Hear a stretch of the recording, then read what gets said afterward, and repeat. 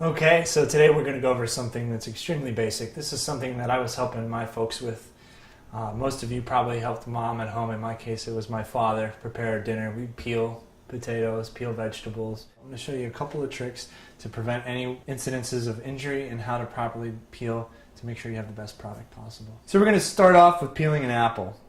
What application would you peel an apple? Dessert comes to mind. If you want to make a delicious filling for a pie or a tart, usually we'd peel the apple. Some places, some restaurants will leave it on for texture and for that rustic feel. Today we're going to peel some apple. Starting off with how you hold it. It's almost like a claw. Just like if you're holding something to cut it and you want to have your fingers tucking away your thumb, it's like a claw. We're going to kind of hold it fingertip away so that you're nowhere near the blade as you're peeling through. Super simple. I use my other thumb to help stabilize, and you can actually get really nice uniform peels. You say, well, why do you want uniform peels? Maybe you want a really nice pretty dice on your apple to throw into a salad. So you use this thumb to help stabilize, and it also controls as you come at the end that you don't snap too fast and cut yourself. So you're going to go nice and slow. And if you're experienced with this, you go faster. If you're going to go a little bit slower and be safe because you're a little bit more inexperienced with a peeler, no big deal. But you're constantly guiding through. You can do it with a paring knife. I mean, if you're really comfortable with it, you may have a little bit more loss. There's a paring knife. Hey, I don't have a peeler, I got a paring knife. Very slowly, delicately. Trim, trim. If you don't want to use a paring knife,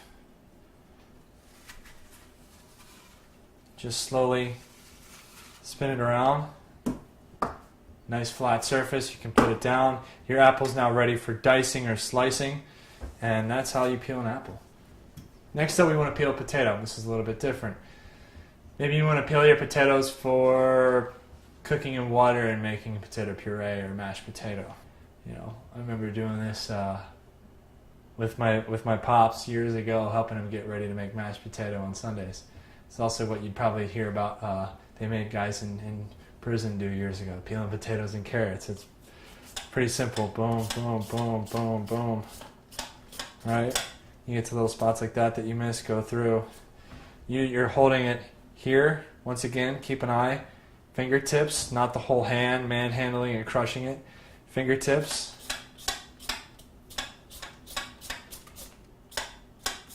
Make sure you get every little spot.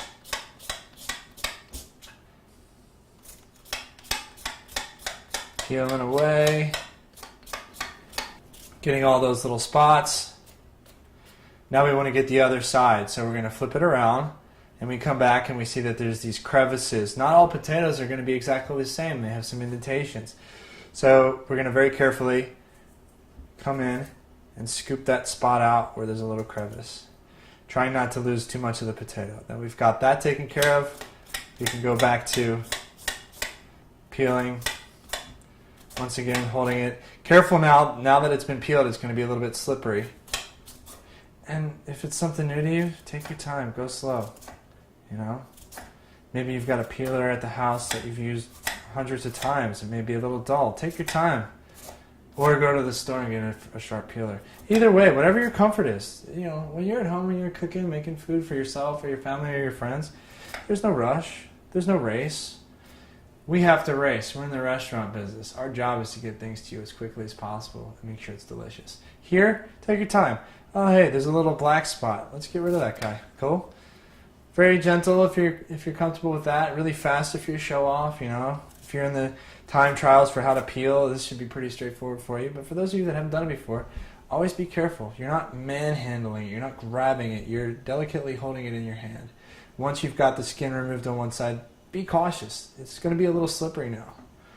Now with potatoes, you definitely want to go from peeling to using them right away because they're going to start releasing their starch and they're going to oxidize. If you've ever seen a potato that starts to turn brown or black, that's because it needs to go into some sort of liquid. We've gone over the basics of how to peel today. I've shown you how to peel a fruit, a lovely, delicious apple, and I've shown you how to peel a potato.